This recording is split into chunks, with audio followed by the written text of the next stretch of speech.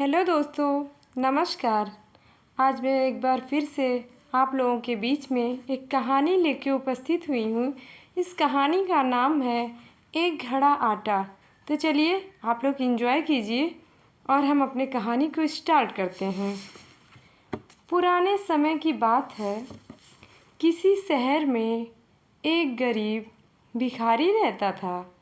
वह भीख मांगकर अपना गुजर बसर करता था। धीरे धीरे समय बीत रहा था।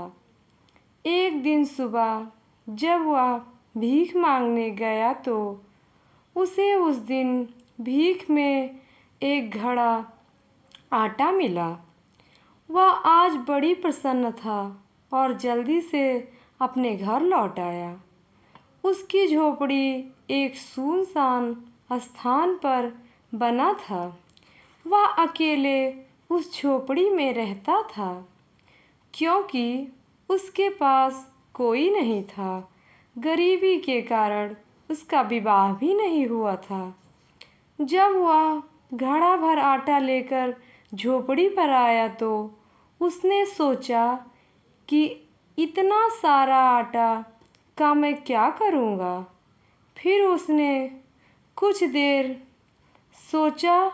फिर उसे एक उपाय आया कि मैं घड़ा भर आटा इस शिखर पर टांग दूँ, बाकी आटा का रोटी बनाकर खा लूँ।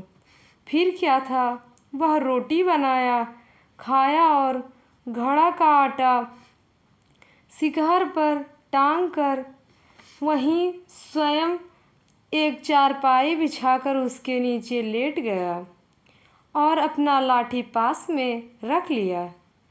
जैसे वह बिस्तर पर लेटा उसने अपनी आंखें बंद कर ली और सोचने लगा कि इस आटे को बाजार में बेचकर मैं इस पैसे से एक मुर्गी लाऊंगा और मुर्गी अंडा देगी। उस अंडे से बच्चे निकलेंगे। उन सब को बेचकर मैं बकरी खरीदूंगा।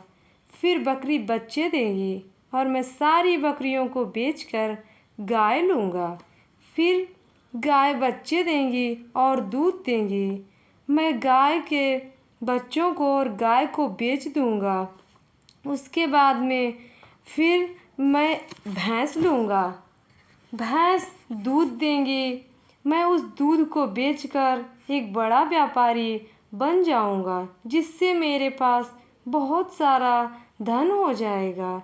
जब बहुत ज़्यादा धन हो जाएगा तो मैं एक सराफा का दुकान खोलूँगा और धीरे धीरे मैं जौहरी बन जाऊँगा।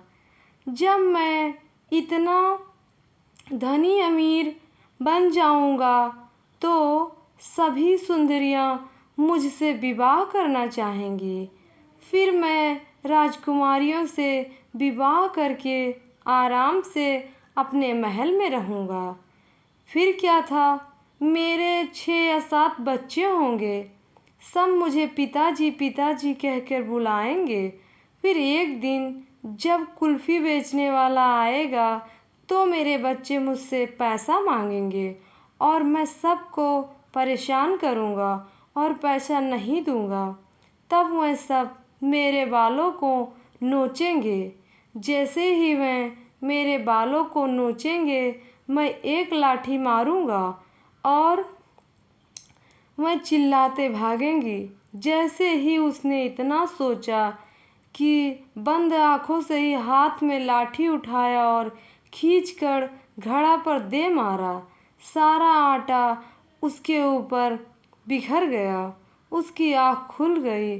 उसका सारा सपना टूट गया और वह चिल्लाने लगा, हाय मैं तो लुट गया, बर्बाद हो गया। कहाँ गए मेरे बीवी बच्चे, कहाँ गया मेरा राजमहल, हाँ ये सब क्या हो गया। इस प्रकार वह रोता बिलखता रहा और इस कहानी का अंत हो गया। Thank you.